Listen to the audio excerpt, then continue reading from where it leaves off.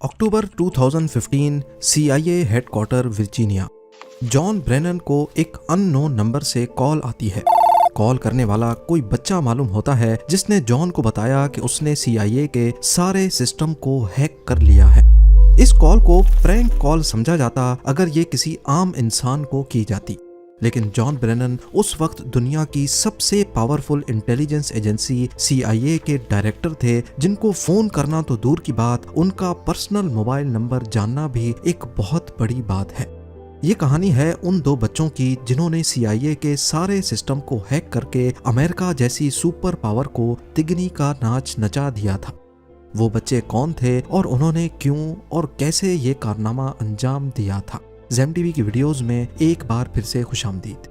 नाजरीन, जब कॉलर से उसकी डिमांड पूछी जाती है तो वो कहता है कि अमेरिका मिडिल ईस्ट खसूसन फ़लस्तीन में हमले बंद करे और दुनिया को पुरअमन रहने दे।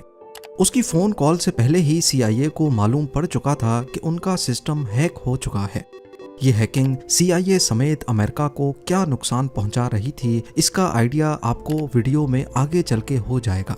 कॉल बंद होते ही पूरी अमेरिकन गवर्नमेंट और CIA हरकत में आ गई, और क्योंकि एक बच्चे ने इतनी बड़ी इंटेलिजेंस एजेंसी को हैक किया था तो ये CIA के लिए काफ़ी शर्म का मकाम था। आपको यहाँ बताते चलें कि CIA के एजेंट्स सिर्फ इसी में अपनी हार मानते हैं अगर उनकी सिर्फ आइडेंटिटी डिस्क्लोज हो जाए।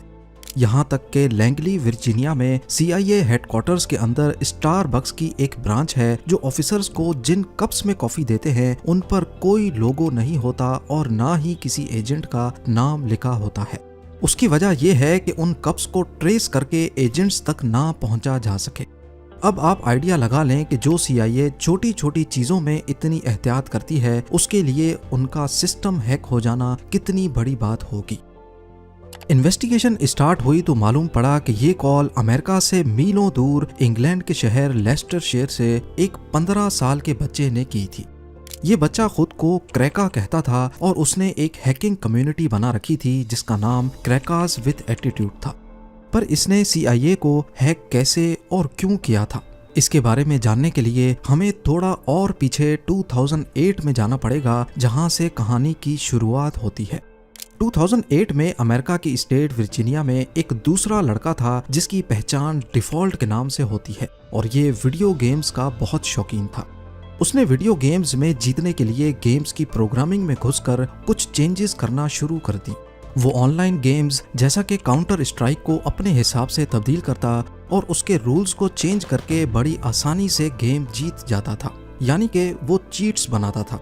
वो चीज़ों को अपने हिसाब से चलाने लगा और ये सब कुछ उसने इंटरनेट से ही सीखा था।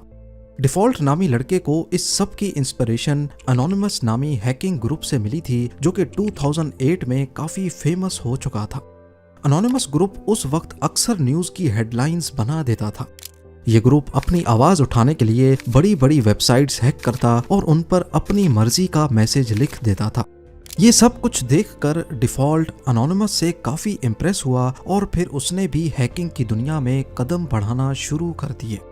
डिफ़ॉल्ट ने आहिस्ता आहिस्ता छोटी मोटी वेबसाइट्स हैक करना शुरू कर दी, लेकिन वो कुछ बड़ा करना चाहता था जिसके लिए उसको भी किसी हैकिंग ग्रुप की ज़रूरत थी।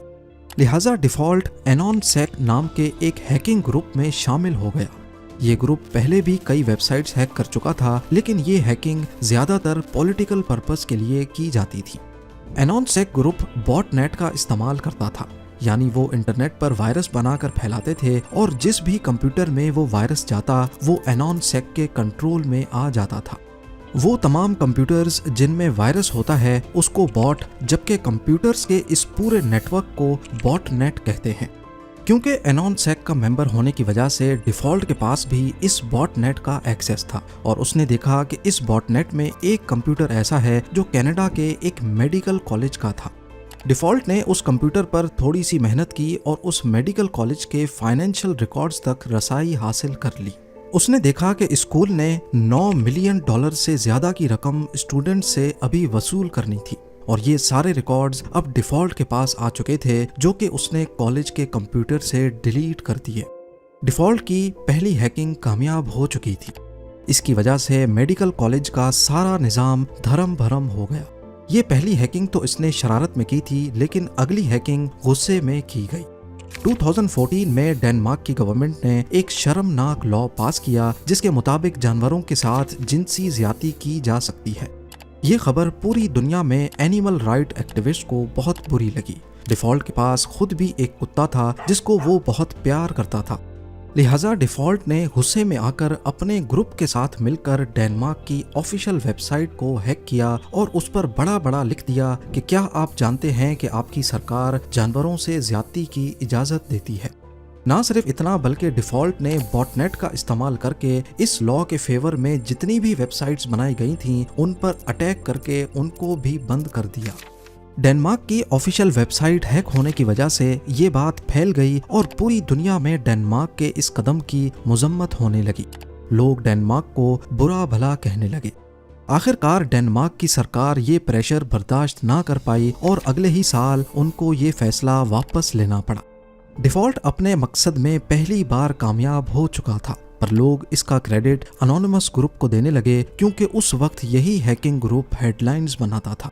ये बात डिफॉल्ट को बिल्कुल पसंद नहीं आई कि इतना बड़ा कारनामा किया तो उसने, लेकिन इसका क्रेडिट कोई और ले रहा है।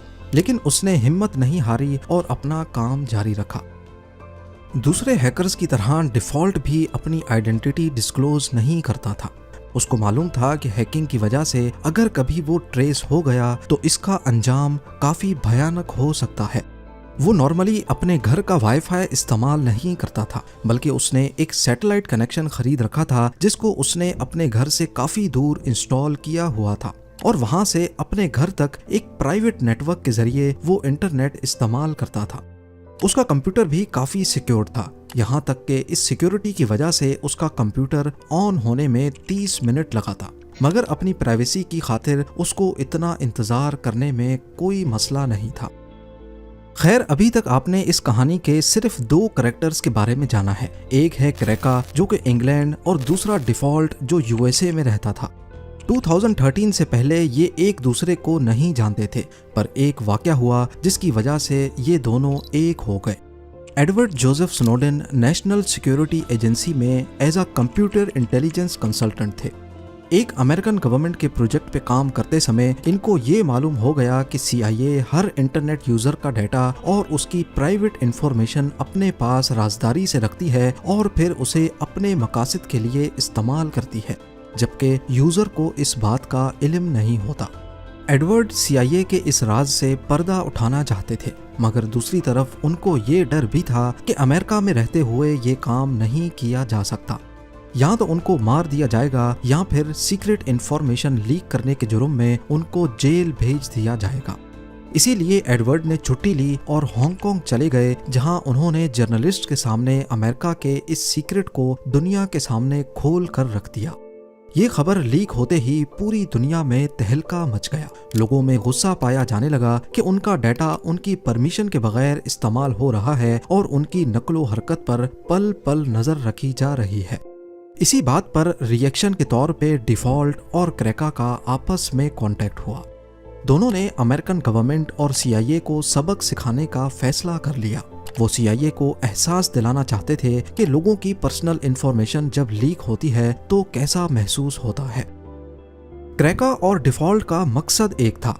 डिफॉल्ट अपनी आवाम की प्राइवेसी खत्म करने पर USA से बदला लेना चाहता था, जबकि क्रैका गाजा पर किए जाने वाले हमलों का बदला लेना चाहता था। यानी दोनों का दुश्मन अमेरिकन सरकार थी। सबसे पहले उन्होंने अमेरिकन नेशनल इंटेलिजेंस एजेंसी के डायरेक्टर जेम्स क्लैपर का फोन नंबर पब्लिक कर दिया और किसी को भी सिर्फ गूगल करने से उनका फोन नंबर मिल जाता।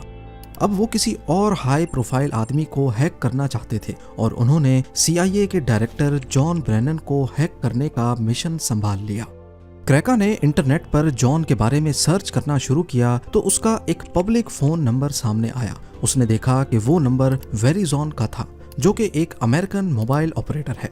उसने वेरिजॉन की इंटरनल टेक टीम को उसी कंपनी का एम्प्लॉय बनकर फोन किया और कहा कि वो एक कस्टमर की प्रॉब्लम सॉल्व करने के लिए उनसे राब्ता कर रहा है, क्योंकि उसके सिस्टम में कोई टेक्निकल इशू है। वेरिजॉन की टीम ने उसकी आइडेंटिटी कंफर्म करने के लिए पिन कोड मांगा, जो वो ऑलरेडी हैक करके मालूम कर चुका था। वेरिफिकेशन के बाद वेरिजॉन ने जॉन ब्रेनन की पर्सनल डिटेल्स क्रेका से शेयर कर दी। अब क्रेका के पास जॉन ब्रेनन का account number, backup mobile number, address और उसके बैंक कार्ड के आखिरी 4 डिजिट्स भी मौजूद थे। अब अगला स्टेप ब्रेनन का ईमेल हैक करना था। उसने मालूम किया कि ब्रेनन याहू या जीमेल के बजाय AOL नामी कंपनी का ईमेल इस्तेमाल करता है। उसने AOL सपोर्ट टीम को कॉल किया और कहा कि मैं अपना पासवर्ड भूल गया हूँ, उसको रीसेट करवाना है। AOL के सपोर्ट मेंबर ने कंफर्म करने के लिए बैंक कार्ड के आखिरी 4 डिजिट्स पूछे जो क्रेका के पास पहले से मौजूद थे। इस तरह क्रेका ने फौरन उसके ईमेल एड्रेस का एक्सेस पा लिया। अब CIA के डायरेक्टर का पर्सनल ईमेल अकाउंट क्रेका के पास था। उसने जॉन ब्रेनन का प्राइवेट ईमेल खोला जिसमें सारे इंपॉर्टेंट और टॉप सीक्रेट डॉक्यूमेंट्स मौजूद थे। दूसरे CIA ऑफिसर्स का डाटा, उनके सोशल सिक्योरिटी नंबर्स और गवर्नमेंट से मिलने वाली इंस्ट्रक्शंस। तब तक ब्रेनन को भी खबर हो चुकी थी कि उसका ईमेल अकाउंट हैक हो चुका है और उसने फौरन अपना अकाउंट बंद करवा दिया। मगर अब काफी देर हो चुकी थी क्योंकि क्रेका ये सारा डाटा अपने पास डाउनलोड कर चुका था। क्रेका ने एक एक करके सारे ऑफिशियल डॉक्यूमेंट्स पब्लिक करना शुरू कर दिए, जिससे पूरे अमेरिका में एक कोहराम मच गया। पूरी दुनिया में CIA की बदनामी हो रही थी। अब उनके लिए हैकर्स को पकड़ना मजबूरी बन चुका था। वो हर हाल में जल्द अज जल्द उनको पकड़ना चाहते थे, लेकिन वो कोई भी सुराग हासिल नहीं कर पाए। जॉन ब्रेनन को फोन करने के कुछ दिनों के बाद क्रेका ने डिपार्टमेंट ऑफ जस्टिस के 9,000 जबकि FBI के 20,000 एजेंट्स की पर्सनल इंफॉर्मेशन सोशल मीडिया पर शेयर कर दी। ये सब कुछ करने के बाद क्रेका आराम से अपनी जिंदगी गुजार रहा था। वो समझता था कि शायद उसे पकड़ना नामुमकिन है। लेकिन दूसरी तरफ डिफॉल्ट, जो कि USA का ही रेजिडेंट था, वो अब परेशान रहने लगा। उसे डर था कि अगर वो पकड़ा गया तो उसकी शामत आने वाली है। शायद वो कभी पकड़े ना जाते अगर डिफॉल्ट से ये गलती ना होती। उसने नशे में अपने दोस्त को बता दिया कि CIA को हैक करने के पीछे उसी का हाथ है। बस ये गलती डिफॉल्ट और क्रेका दोनों को ले डूबी। चंद दिनों के बाद FBI ने डिफॉल्ट के कमरे में छापा मारा और उसको घसीटते हुए ले गए। इंटेरोगेशन के दौरान क्रेका का नाम भी सामने आया, जिसको ब्रिटिश पुलिस की मदद से अरेस्ट करवा लिया गया। क्रेका का असल नाम केन गैम्ब्रिल, जबकि डिफॉल्ट का नाम जस्टिन ग्रे लिवरमैन है। कम उम्र होने की वजह से क्रेका को 2 साल की कैद सुनाई गई, जबकि डिफॉल्ट, जो कि डायरेक्टली CIA की हैकिंग में इन्वॉल्व नहीं था, उसको 5 साल की सजा सुनाई जाती है। दोनों आज जेल से आज़ाद हैं और साइबर सिक्योरिटी में अपना कैरियर आगे बढ़ा रहे हैं। आप क्या समझते हैं कि दोनों ने ठीक किया या गलत? मुझे कमेंट्स में ज़रूर बताइएगा। उम्मीद है जेम TV की ये वीडियो भी आप लोग भरपूर लाइक और शेयर करेंगे। आप लोगों के प्यार भरे कमेंट्स का बेहद शुक्रिया। मिलते हैं अगली शानदार वीडियो में।